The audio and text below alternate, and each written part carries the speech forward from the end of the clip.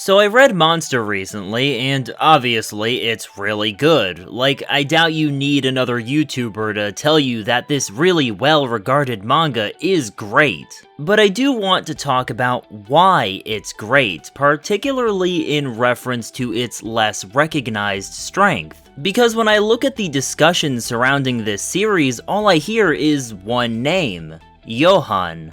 Johan is an interesting character from the perspective of someone who got into this series very late. He is by far one of the most hyped up characters I've ever seen, so naturally I expected great things. Great things are what I got, but not in the way that I expected, because Johan is constructed in a very unique way. And while I certainly agree that his character is a big part of this manga's appeal and general acclaim, I want to take some time to dig into why he has that appeal in the first place, and why I think Monster's true strength of writing lies elsewhere. And you know the drill: like, comment, subscribe, Patreon, it really all does help out. But anyway, before getting into what truly makes Monster great, I have to talk about Johan and why his character is interesting, but also not the best part of the series. And I do have to admit, there is a degree of subjectivity here. You are absolutely welcome to disagree. In fact, I encourage you to look at why you like Johan and how his character construction impacts your enjoyment of his writing.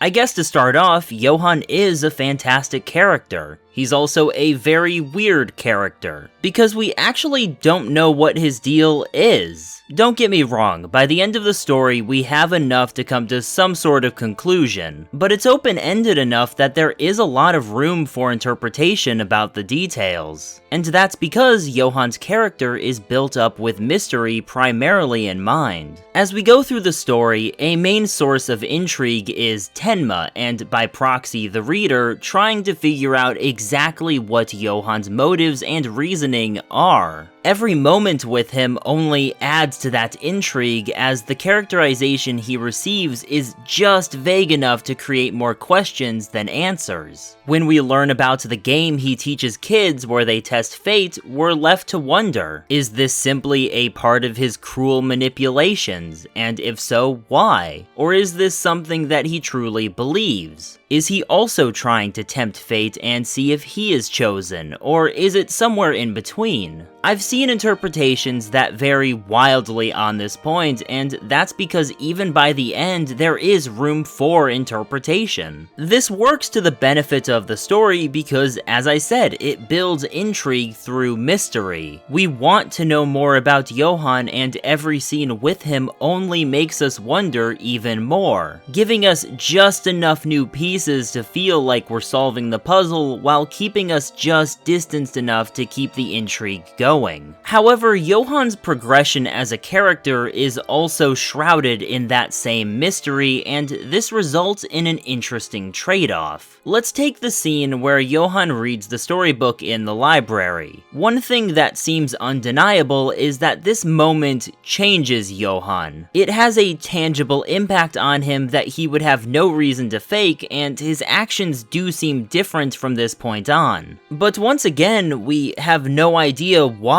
at this point in time. We could theorize and speculate, but the answer eludes us and intrigue is built up, which I would like to take a moment to say is really weird. This is by no means a bad thing. It's necessary for the story that Monster is trying to tell, and the mystery surrounding Johan is important. But it is notably unusual. Normally, when a character experiences a moment that tangibly changes them, we have enough understanding of them to see how and why that changes them. We see them progress in real time, and that is what makes those moments impact us as readers. To see the characters we are invested in go through a moment of significant change will always be something that engages us. It's how great characters are usually constructed. Hell, it's how characters in general are usually constructed. So this brings us to the unavoidable factor that this is a trade-off with Johan's character. Our investment in this moment trades understanding for mystery, giving us an entirely different emotion to be invested in as we continue through the story. And this is the case in just about every scene involving Johan until the very end, hell, arguably even at that point. Like I said, this isn't an inherent weakness of the story, just a trade-off. For the story to be a certain way, Johan's character must be written a certain way, and it plays to the strengths of this kind of plot. But ultimately, I don't think this is the story's greatest feat of writing. Johan is a great character, and how his mystery is executed is fantastic. How the themes of his character, of nihilism and humanity, are so perfectly woven into the story is fantastic. But by the end of it all, I couldn't help but feel that something was missing. And that's because, despite how well executed a character he is, I was simply not brought along for his journey. And because of that, Johan's character writing narrowly avoids the best part of this story, and that is its side characters. Which sounds weird at first, right? Because I feel like Johan and Tenma and their dynamic is so well executed and portrayed that it would have to be the highlight of the story. But for me, I found myself so much more invested in some of the characters that surrounded their grander conflict. Because ultimately, Monster is about humanity. The humanity in every person, our flaws and feelings. And Urasawa's greatest strength in this story is creating characters that feel so genuinely personal. The nature of the story works with this well, as it requires both Tenma and Johan to move constantly, engaging with new locations and thus new people all the time. Aside from the main cast, the set of characters the story works with is never completely static, and this plays to the exceptional strength of Urasawa's writing, creating human characters in an engaging way. And just how incredibly efficient he is at it too. Hugo Bernhardt, for example, is a character limited to chapter 16 or episode 6, and within that chapter is a full story. A story about a man dealing with the consequences of his actions and a girl dealing with immense grief, which concludes with them being able to look towards the future together. In chapter 22, we're introduced to Schumann, a doctor dealing with guilt over his dead wife and who must learn to let himself love again. In chapter 32, we're introduced to Mr. Rosso, a restaurant owner who once gave up the life of being an assassin. There's a beautiful scene where after he gives his backstory explaining how he left the business when he saw a target put 5 sugars in his coffee, he tells Nina that killing people is simple, if you can forget the taste of sugar. These are just a few examples, and they all share some interesting similarities. Their stories are small, isolated, but beautifully tied into the overarching story. Both Mr. Rosso and Bernhardt have their entire story told within a single chapter, but in those chapters, their stories are fully realized. We understand what these characters are dealing with, what they want, and even sometimes the change they experience in the course of their screen time, and it's never rushed either. When the characters are talking, the dialogue is efficient, communicating a lot of meaning in relatively few words. What isn't conveyed through dialogue is conveyed visually through expression and body language. Because of this, Monster's side characters feel so human, because even people with so relatively little plot relevance are fully realized characters, and it doesn't need to give them multiple episodes to accomplish that.